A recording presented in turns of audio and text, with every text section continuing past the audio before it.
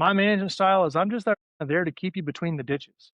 You know, like the more that if you clamp down on somebody and make them do the same thing that you want them to do the way you do it, when you steal someone's individuality is when you have kind of stolen their willingness to want to work for you, I think. And I'm also a big proponent of being open. You know, I told my crew when I first got promoted, I have a pretty big open door policy. And this doesn't work if I'm the captain, I'm always right. That doesn't work well because it doesn't work that if I show up and whatever I say goes and everyone says, yes, Captain, that's a great idea. At some point, excuse the term, but at some point I'm gonna shit the bed. But this only works when I'm wrong too. It doesn't work when I'm always right and everything else is everybody else's fault. You got to accept ownership from it. I had a battalion chief that when I got promoted, the battalion chief I initially worked for, Jason Sweet, he said, just so you know, anything that happens inside of these four walls is your. He said, doesn't matter whose fault it is, it's your fault.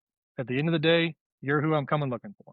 And I think that's a sobering thing. I think more people in leadership positions need to embrace that. That if the crew fails, we fail. If my first question needs to be, how did I fail that allowed that individual to get to that point? Because if they failed, that means I failed them long before they had the opportunity to not do what I wanted them to do. So pretty much I look at it as every crew failure is on me. How did I mess up?